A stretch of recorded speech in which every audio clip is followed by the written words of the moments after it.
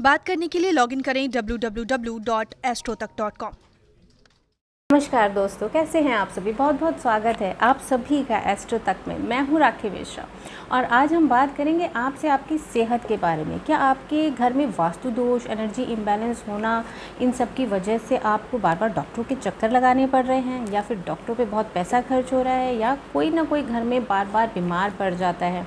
जी दोस्तों, अगर घर के अंदर वास्तु में आपके एनर्जी इम्बैलेंसेस हैं या फिर घर के अंदर वास्तु दोष है, तो कई बार आपको डॉक्टरों के चक्कर अकारण ही लगाने पड़ जाते हैं।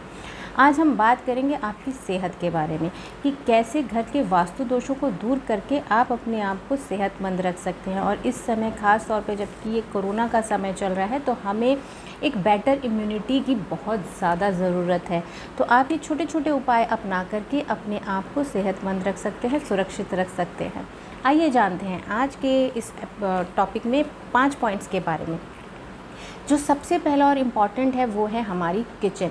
हमारी किचन जो है हमारा पावर हाउस है। वास्तु में साउथ ईस्ट डायरेक्शन यानी कि आग्नेय कोण को बताया गया है कि यही एक उत्तम दिशा है आपके किचन के लिए। अगर आपका घर का किचन जो है साउथ ईस्ट डायरेक्शन में, तो ये तो बहुत ही अच्छा है, बहुत ही सुंदर है। लेकिन अगर इस किचन के साथ आपके बाथरूम की दीवार मिलती है, तो ये आपको कभी ना कभी, कहीं ना कहीं, किसी न किसी कारण से बार बार बीमार पड़ेगा और आपको बार बार डॉक्टरों के चक्कर लगाने पड़ेंगे, उनके ऊपर पैसा खर्च करना पड़ेगा। तो कोशिश करिए, ये देखिए क्या आपके घर में भी आपके किचन की और आपके बाथरूम की दीवार एक है, जुड़ी हुई है। अगर ऐसा है तो दोनों तरफ, किचन के तरफ भी और बाथरूम के साइड पे भी आपको एक एक पिरामिड लगाना चाहिए। उसके अलावा जो घर में हम कहते हैं जैसे हमारा धन होता है ना, ऐसे हमारा धान्य होता है। धन और धान्य दोनों को कहा जाता है सुरक्षित रखना चाहिए। और जिसके घर में धान्य है यानी कि ग्रॉसरीज हैं और भरपूर हैं, उसे हम एक संपन्न परिवार, एक संपन्न घर मानते हैं। तो आपको अपना जो ग्रॉसरीज हैं, जो धान्य है, वो भी सही डायरेक्शन में रखना चाहिए, जिससे आपकी सेहत अच्छी रह सके। क्योंकि अगर वो गलत डायरेक्शन में रखा रहेगा या बार बार उसमें कीड़े बनेंगे, वायरसेस होंगे, तो आपकी ऑब्वियसली सेहत का नुकसान होगा। तो आपको अपने ग्रॉसरीज़ अधिकतर साउथ वेस्ट या फिर वेस्ट डायरेक्शन में अपने किचन में प्लेस करना चाहिए, जिससे आपका स्वास्थ्य अच्छा रह सके। अब हम दूसरी चीज़ की बात करते हैं, वो है आपके घर का बाथरूम।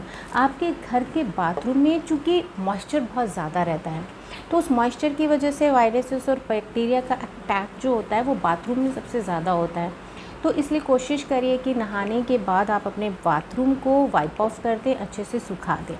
अगर आपका कोई टैप लीक कर रहा है तो कोशिश करिए उसको जल्द से जल्द ठीक करा दीजिए, क्योंकि जितना ज़्यादा मॉइस्चर बाथरूम में रहेगा उतनी ही सेहत भी ख़राब होगी, वायरस का अटैक भी रहेगा।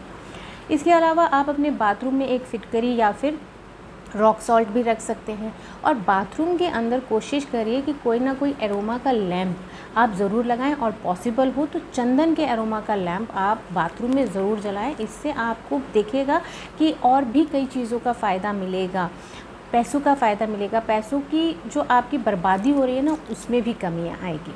अब एक और पॉइंट की हम बात करते हैं, वो है आपके घर के प्लांट्स। हमारे जो प्लांट्स होते हैं ना, वो भी हमें सुख समृद्धि देते हैं, सकारात्मक ऊर्जा देते हैं।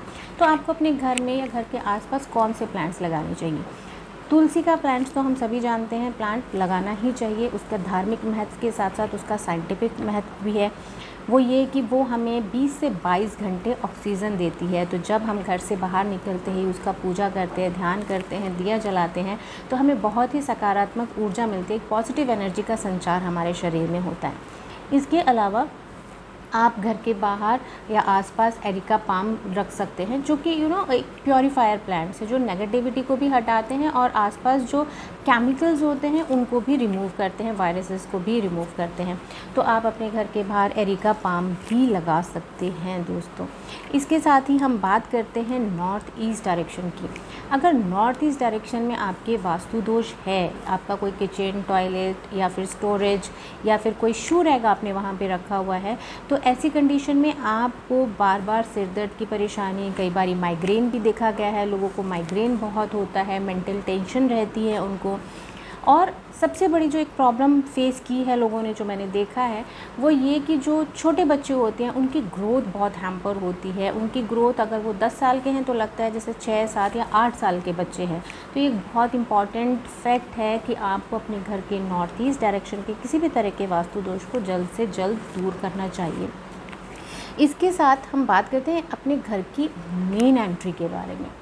जो हमारा मुख्य द्वार है ना, वो एक अगेन सोर्स ऑफ एनर्जी है, क्योंकि उसी से हमारे घर में पूरी जब एंट्री से संचार होता है, एक पॉजिटिविटी का संचार होता है, एक सकारात्मक ऊर्जा का संचार होता है। तो आपके घर का जो मुख्य द्वार है वो क्लटर फ्री तो होना ही चाहिए, साफ़ सुथरा ज़रूर से होना चाहिए। और इसके साथ साथ आपको अपने घर के बाहर मुख्य द्वार पे रॉक सॉल्ट से मिला हुआ, यानी कि समुद्री नमक मिला हुआ पोछा पानी से ज़रूर से लगाना चाहिए, साफ़ रखना चाहिए।